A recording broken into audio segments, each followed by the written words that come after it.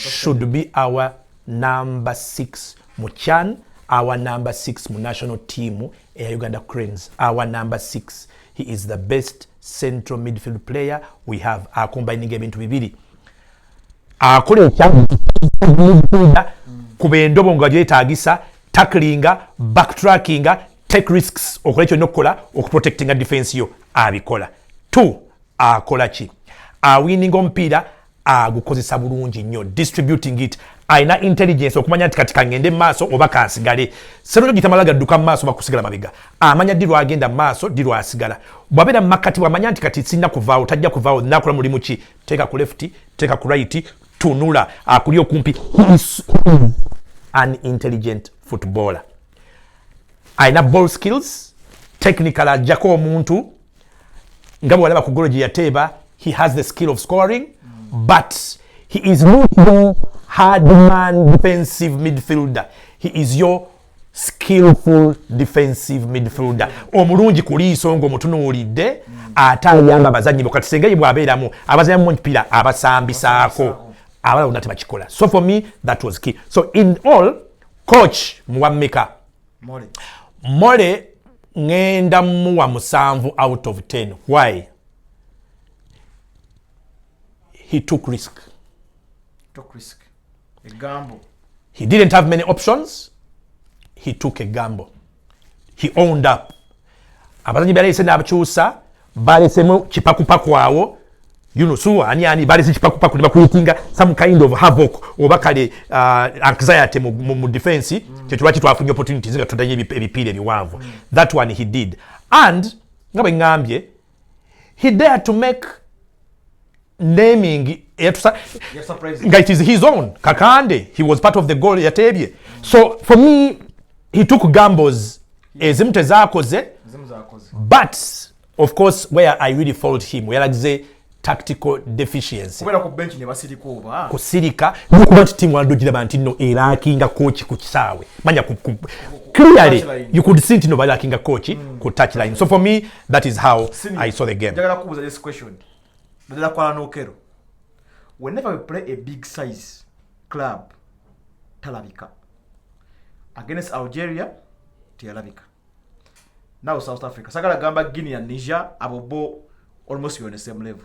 Ne kunodeo Guinea, Algeria, South Africa. These are top clubs. Zetusamba. Atenga nafe kutuinanga sita kutugamba abera ku level eyo. Nebo asanga these clubs ezili ku that level, that magnitude. It's worrying to me. Maybe gomboli analysis you. Alan Okello, he's a superstar or one moment. The best thing about Alan Okello's game, teyetaga dakika 9 to impact on a game. He's in and out of games. But the best thing about him, nti bwangu in zina impact, zikauntinga. Chobola tinabiri je tubala je yakuto mupiira. Je mirundi eja causing excitement mu final third. Najja ku bantu nasala nakola penetrating na losing na leta kona erango obulaba. To come to you ate omwetaaga on the dead balls.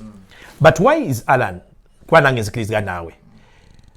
Alan okimanyi nti eri abasambi nga naturally si leader. Not a natural leader. He might be your best player, but he's not a natural leader. Nga leadership ye eja kubyakolera team. He's a co-palm of salt. Mu team ya Liverpool ye Mohamed Salah. Yeah, hey. Mohamed Salah is a leader. He's our best player. He's our player of the moments. Na rescuing a lost causes na atuwa. Era kyecho kyakola. Naye tunulira game ya Salah as a leader. Nti Liverpool esafaringa. Bring him alive. Can you come or leading? No. He does it with the ball at a moment. Same with Alan. Now, Alan Okello, mental strength ye simbi. He is a player of the big moments, not a player of the big games. Very skillful, talented, He impacts. A joy footballer. But a player of the big moments. He changes games. So yes, even yesterday, he hardly showed up. But when you needed the penalty critical, najja n'agiteeba. Those are moments that change games. And players like that, kyekibalisa mu kisaawe. So you may not remember ngati bw'atabadde mupiira, you will not forget penalty gye yakubye eyabakomezzaawo. Ebya Alan Gondiokero. So let's admit, bw'oba ojjukira shot 7 owa Guinea, oyo omuteeka n'oteeka wali Alan, enjawulo y'amaanyi nnyo. Oli omusambi bw'atandika omupiira bw'agumala. Oyo musambi oyo shot 7, yes. Kakati asinga eki ye Alan. Gw'ojja okulinda buli dakiika 2 akuwamu eddakiika 3. Alan buli dakiika 2 akuwamu 5. Buli dakiika 2 akuwamu 5. That's the difference between these players. South Africa ino muzannyo ono shot number 8 ki midfield ekyo. Noli shot number 13 omuwanvu oyo. You can see eloquence yabwe ku mupiira ne what they do in a game. Bakikola from start to finish. Yes. So that is the difference, Alan. However, I have to remind you, Alan Okello, 3 goals, joint top scorer mu group stage. Joint top scorer mu tournament. Eno. Ba top scorer balina goal 3. Naye yegatako goal emu, which is an assist. 4 goal contributions. Yazisinza mu tournament. Is he a poor player or not? 2. Mbadde sinakyogerako naye kankiba buli bawanguza tactics. Bulijjo nkugamba nnyo tekizibu kya Uganda kuteeba goal. It's why we've always suffered. What is the difference this time?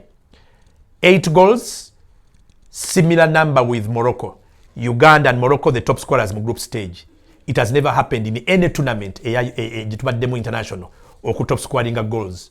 This time round, we are the leading goal scorers in group stage, ne Morocco. But go further than that. Quantify it. Omukuba contributors by 8 goals. Alan Okello is one of the top scorers of a tournament. So there is no coincidence in those stats. I'll take you further. A goal of Nanazitebedo bazanyi mukaaga. So where we don't have a prolific goal scorer, ambu goal gundi anaziteba bazanyi mukaaga beba atebye goal. But defender mulimu abatebye, ba midfield mulimu abatebye, ba forward mulimu abatebye. So I'm saying Nsembayo, who has been responsible for our qualification to out of the group for the first time, Mole Byekwaso, Nemu Umusa, 2 local coaches. They have been responsible for the team eri ku kisaawe okugineeminga ne tactics. They're responsible for the 8 goals. They're responsible for stats za Okello. They're responsible for Uganda okuva mu kibinja for the first time negenda. Bino tugambye ebya risks za tutte ne walagidde tactical ineptitudeness wagiragidde. It has been his work. But what has he done? He's the only one who has given us results thus far in Chan. Question. Are our local coaches that poor? Do they deserve a chance? Mule Byekwaso, mu group muri South Africa, mu group muri Algeria, Guinea, which has been a very good team, Niger, which is a very good team, twalebe yakoze, ahisemu as leader of the group. Senior, tumalize ne Torach, Rogers Torach captain. That moment of standing up no kuba penalty ngoli back, and secondly, oyo mwana so genda ku Uganda Cranes. If you're calling Yalaze leadership. Yalaze leadership. And I saw even the way he took it. He was confident. Yalaze nerves, Yalaze chi. The national team. Yes, he should be called to the national team. He deserves to compete with whoever he has to compete with. But yes, he showed that. And he deserves the leadership. I saw him when Kugambira was very confused. Obedda gwebaguwa era ngulaba kati decision yiye nkuba omuwanvu ngu passing leadership tola kiyagiraze mupiira where we needed leadership. So yes, he deserves to go and contest and also avail himself of kumulonda. Mpamba walizogera ku national team yeniri mu Chan. No gamba national team tugenda samba Somalia. Of course Alan Okello. Tola kiba muyite agende abinsanye ne banne. Abinsanye Serunjoji alina okubeeramu. Kakati ngina kuwa balina okubeeramu n'abasobola okuzannya mu national team okuzanyiramu. Alan ye of course mwali atazannya atandika. Serunjoji for me should not just be there. Alina okutandika mu 11 abasooka. Awo oli na Sekiganda kati awaserunjoji wali Sekiganda ne Awucho. As I speak, none of them justifies a starting place ahead of Serunjoji abasinga bulungi nnyo. So for me, Serunjoji must be a starter. Beyond those two, Semugabi, a call-up yes, and a starting place yes. Why? Semugabi, ye muzanyi yekka ate bulijjo tazanyiramu. The reason why he is supposed to play and he should continue playing, bw'obuteeka mu kisaawe, you are not only looking for goals. Are you skilled with both feet? Osobola mukozesa ku right ne ku left. Osobola mugamba azanye holding position nga center forward nga lead striker. Osobola mugamba akolinga mu makati. Mu system yo gy'oleeta ali adaptable. Si bazanyi bangi basobola kuzanya mu system ez'enjawulo. Semugabi akikolera. He's a hard worker. Work rate ye nungi nnyo. Height agina n'amaanyi agina. So for me, awameka Serunjoji, Semugabi, Alan Okero, Alan Okero olumulala. Netorachi. Torachi sinagamba nti atandike naye ngambye mu kuyita.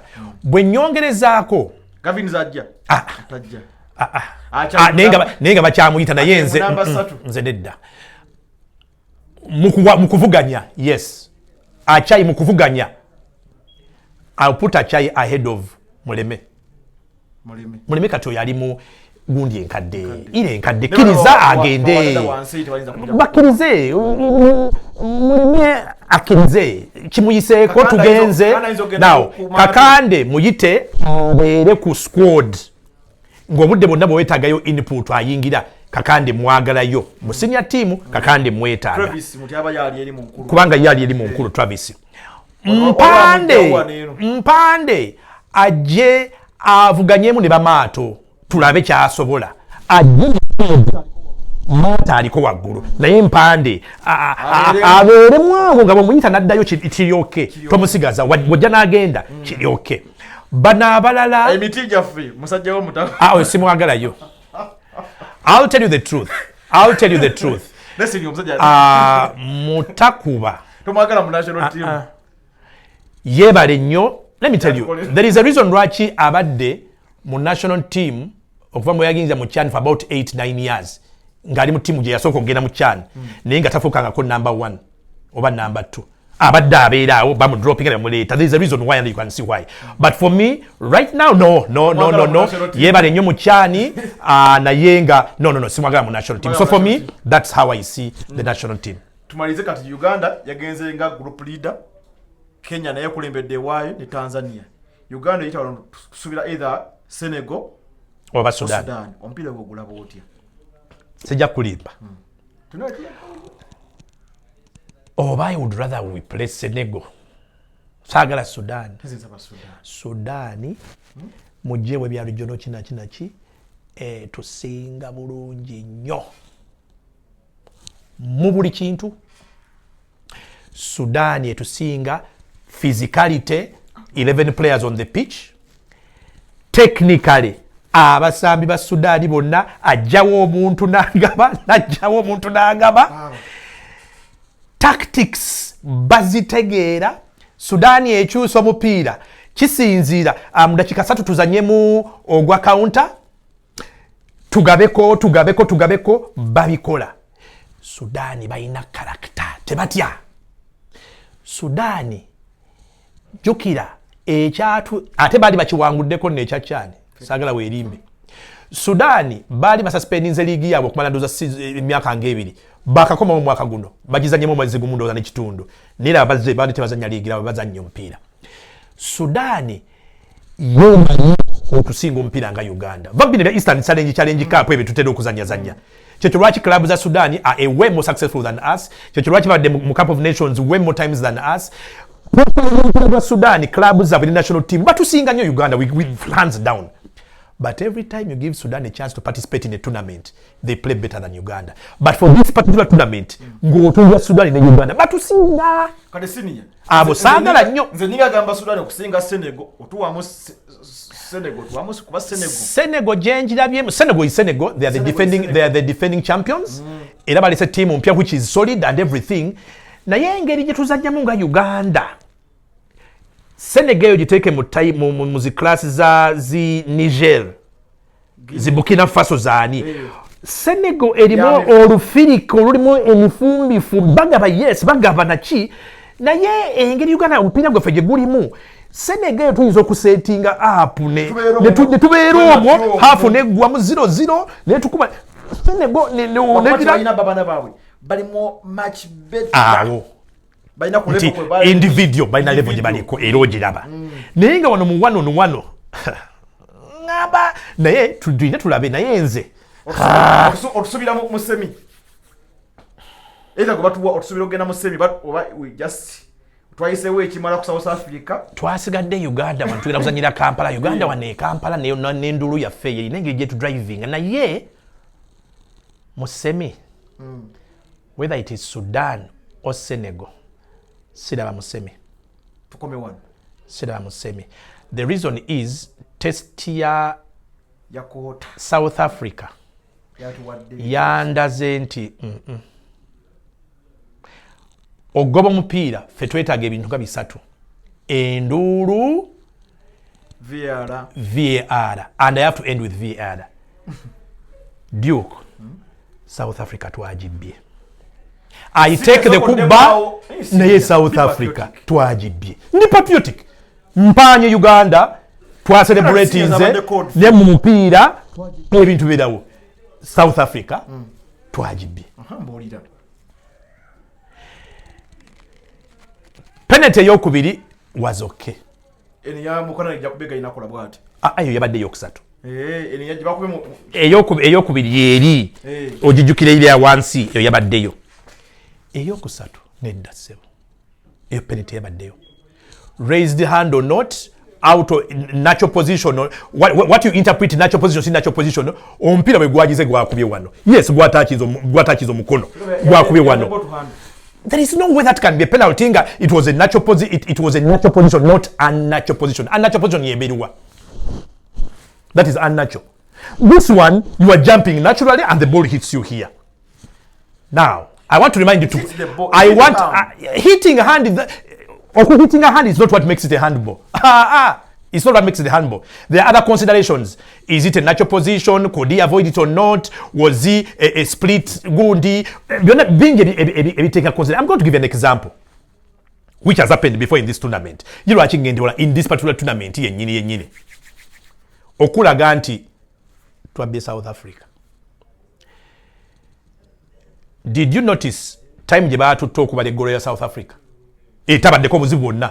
They are looking for a way okugisazaamu nebula bubuzi eggolo gye basobola okuteeba bebabadde banoonya bamala eddakiika nyingi nnyo tewabadde kusuubira kwonna but they are looking for a way of cancelling it didn't happen. Senga ojjukira incident yabaddewo bo bennyini we basabye penalty teri yagala kutunulayo bakumanya ebyabwe tebigenda mu VAR teri agala kumanya teri atunulayo naye njagala ojjukire two things happened okulaga nti penalty yaffe teyabaddeyo abazanyi bwe bayagadde okuliira referee aba South Africa bamusisise bagala omukuba bikibi penalty teriyo bikibi ojjukira under normal circumstances what does a referee do? Bwetaba yellow to 3 of you players yabadde agaba red card bamukutte ne bamugajangula abo ngabye penalty on the pitch wonna wadde okola ebintu bibiri obadde olina okugabirawo kaadi ya mmyufu oba ya yellow yagabye ku kaadi nemu do you know why? He knew tebasajja naturally balina kankugamba ekirala naturally balina. Do you remember nti when that incident happened yo mupiira ebadde yagutandise edda nga byonna yawedde edda. Do you remember it took the crowd VAR kakati na disability muki anti kati bamaze jukira nti bo baba communicating muno jukira nti aba VAR aba referee baba bogera naye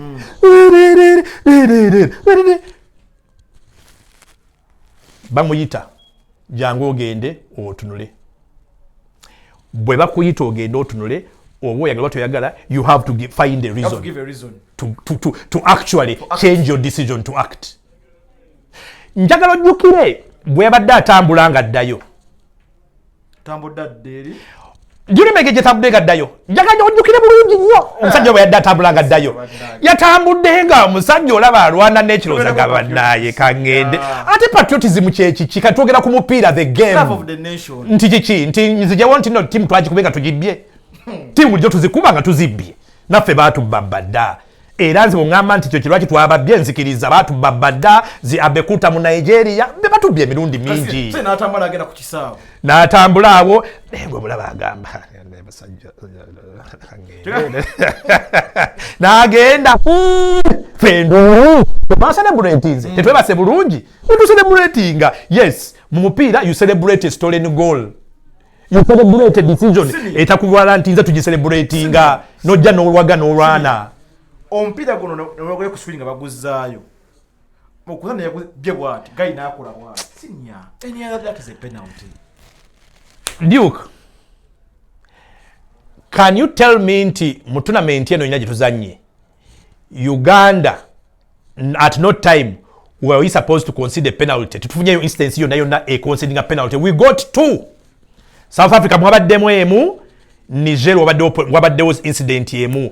Both incidences, the referee didn't even bother to use VAR. I'm trying to drive at a point. While we are celebrating all of this, finally have we understood what it means to have home advantage?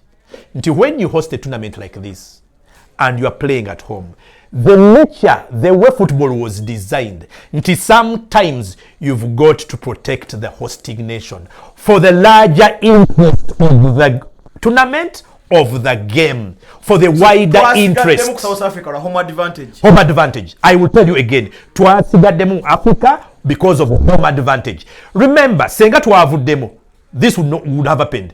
That was the last action you are seeing in Nambole. People will not attend matches. Didn't attend which match? Why does South Africa ngesamba Sudan? Anti kati awo fe. And that was the last. Kakati mwandigeze ne mlaba Algeria. Nge headinze group oba gundi era twandisigadde ku TV. Attendance zigwa, interest zigwa. Mulina okusinga 2027.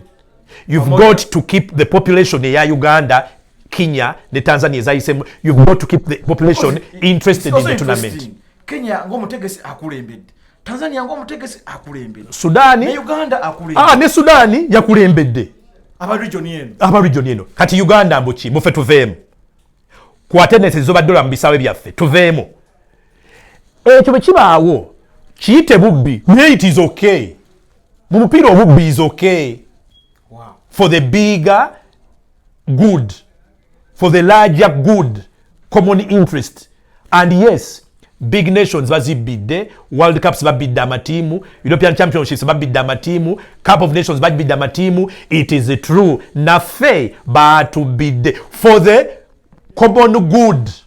Do we accept it? Of course we take it. Regional cooperation. Of course I take it. Of course I'm happy. Twababye tuyitemo bulijjo batubba. I am going to carry that narrative. But twababye or not, that's the question. For me, twababye. Audrey Nsubuga Senior, love him or hate him.